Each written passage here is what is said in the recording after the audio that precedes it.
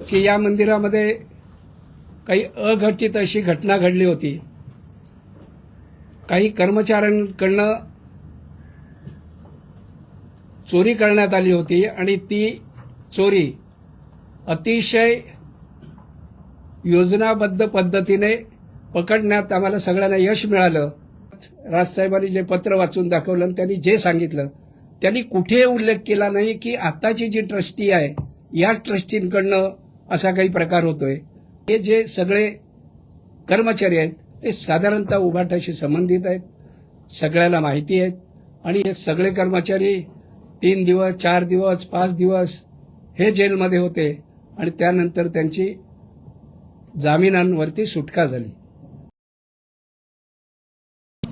मित्र, आपण सर्वजण श्री सिद्धिविनायक न्यासाचा निरोप मिळाल्यानंतर आपण आल्याबद्दल मी तुमचे मनापासून आभार व्यक्त करतोय।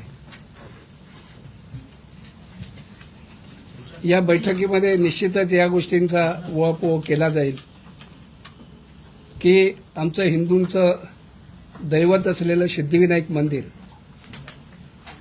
यांना कोणी बदनाम करतंय का, अशा प्रकारची एक शंका सर्वसामान्य नागरिकांच्या मनात आहे। एक 2च दिवसापूर्वी कार्यकर्त्यांच्या मेळाव्यामध्ये बाजूलाच असलेल्या सभागृहात सन्माननीय राजसाहेबांनी जे एक पत्र वाचून दाखवलं आणि त्याचा विपर्यास झाला, याबद्दल आज आपण सखोलपणे चर्चा करणार आहोत। मित्र, सिद्धिविनायक न्यासामध्ये आपण सर्वच जण भक्तिभावाने येतो।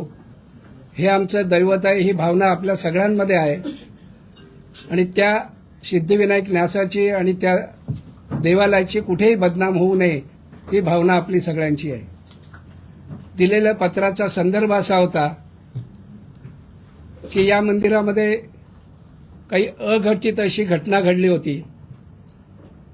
काही कर्मचाऱ्यांकडनं चोरी करण्यात आली होती आणि ती चोरी अतिशय योजनाबद्ध पद्धतीने पकडण्यात आम्हाला सगळ्यांना यश मिळालं आणि त्यासाठी आम्ही खास करून जी मदत घेतली होती ती अँटी करप्शन ब्युरोचे जे अप्पर पोलीस आयुक्त, ज्यांचं नाव नांगरे पाटील साहेब, यांची आम्हाला मदत मिळाली, त्यांचं मार्गदर्शन मिळालं आणि त्यानंतर ही चोरी पकडण्यात आम्हाला यश आलं। साधारणतः त्यांना मी जे दिलेलं पत्र होतं ते पत्रच फक्त आपल्याला मी देणार नाही, बाकी सगळी माहिती मी देईन। त्या पत्रामध्ये असं आम्ही नमूद केलं होतं की सिद्धिविनायक न्यासामध्ये काहीतरी चाललंय आणि आम्हाला असा संशय येतोय की काही कर्मचारी ह्या एकंदरीत जो काही निधी येतोय याच्यामध्ये काही गडबड करतात, अशा प्रकारची शंका आहे। माझं लेखी पत्र होतं। लेखी पत्र दिल्यानंतर नांगरे पाटील साहेबांना मी आणि आमचेच एक ट्रस्टी भास्कर शेट्टी जाऊन स्वतःहून भेटलो। त्यांनी एका अधिकाऱ्याची नियुक्ती केली या कामासाठी आणि आम्हाला विचारलं तुम्हाला कुठे कुठे शंका येते ते त्यांनी विचारलं आणि त्यानंतर 2 अधिकारी ज्या दिवशी पैसे मोजले जातात त्याच दिवशी बुधवारी सगळ्या प्रवेशद्वारांवरती आपले अधिकारी ठेवले। त्या अधिकाऱ्याला सुद्धा तसं काही विशेष त्यावेळेला मिळालं नव्हतं। मग वेगवेगळ्या उपाययोजना करायला त्यांनी सांगितलं आणि त्यानंतर अनेक उपाययोजना केल्या। त्या उपाययोजनांपैकी खास करून जी उपाययोजना केली, आमचा जो सीसीटीव्ही असतो या सीसीटीव्हीवरती जे कर्मचारी असतात या कर्मचाऱ्यांना बदलायची त्यांनी विनंती केली।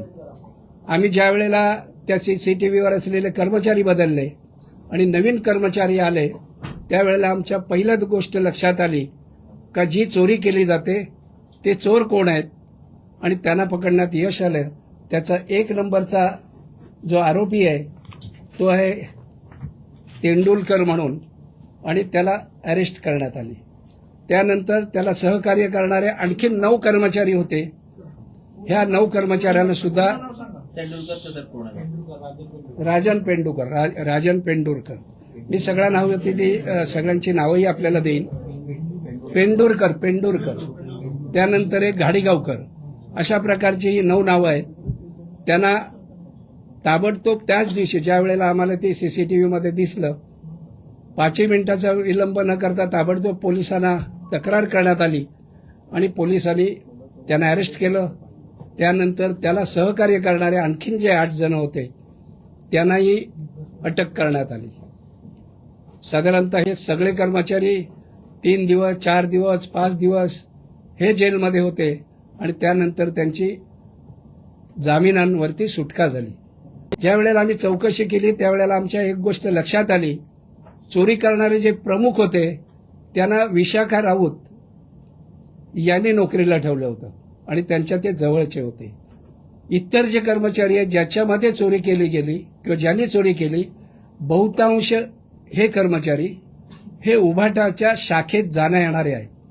आणि हे ज्या वेळेला लक्षात आलं त्यावेळेला आमचा प्रयत्न हा होता, याला कुठला राजकीय रंग न देता आपण ह्याच्यातनं नेमकं काय निघतं हे आपण बघावं. आणि त्यानंतर आम्ही काही उपाययोजना केल्या. त्यापैकी दुसरी एक उपाययोजना अशी होती, भटजींना आपण जे काही दानपेटीत टाकल्यानंतर पैसे देतो दक्षिणा म्हणून, ही दक्षिणा आमच्या नियमाप्रमाणे अर्थात JR आहे तो, त्यांनी ते पैसे पुन्हा दानपेटीत टाकले पाहिजेत. ते त्यांनी दानपेटीत टाकायला सुरुवात केली. भटजींच्या आम्ही बैठका घेतल्या आणि अचानक ही रक्कम एवढी वाढली, ती साधारणतः 97 लाखापर्यंत आठवड्याला वाढत होती. आणि त्यावेळेला आमच्या लक्षात आलं ही प्रचंड मोठ्या प्रमाणात जी काही चोरी आणि दुसरा भटजींकडनं जो काही त्यांना दक्षिणा देत होतो, ही जर आपण बंद केली तर मोठ्या प्रमाणात इथे मंदिराचा जो काही निधी आहे हा वाढणार आहे. मग ट्रस्टी आमचे जे काही आहेत त्यांच्या मनात आलं की आपण ह्या सगळ्याची चौकशी करणं आवश्यक आहे. आणि म्हणून की साधारणतः वर्षाला 18 कोटी रुपये वाढले पाहिजेत असा आमचा संशय आहे. आणि मग या सगळ्याची का हे कमी होत आहेत किंवा का हे कमी झालेत या पूर्वीच्या कालावधीमध्ये, याची चौकशी करावी. अर्थात राजसाहेबांनी जे पत्र वाचून दाखवलं आणि त्यांनी जे सांगितलं, त्यांनी कुठे उल्लेख केला नाही की आताची जी ट्रस्टी आहे या ट्रस्टींकडनं असा काही प्रकार होतोय. या पूर्वीच्या ट्रस्टीवरती सुद्धा त्यांचा हे असू शकेल. आणि हे मी काय सांगतोय की हे जे सगळे कर्मचारी आहेत हे साधारणतः उभाटाशी संबंधित आहेत, सगळ्याला माहिती आहेत.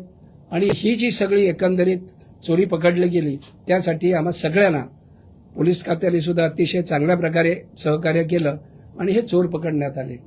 अर्थातच आम्ही संभ्रमात होतो. ही एकदम 6-8 आठवड्यात जी रक्कम वाढली आहे ह्याचं मूळ कारण काय आहे हे शोधणं आवश्यक होतं.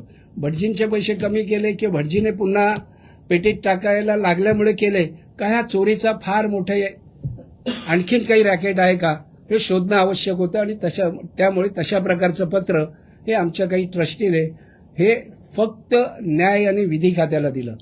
शिंदे साहेबांना पत्र दिलेलं नव्हतं.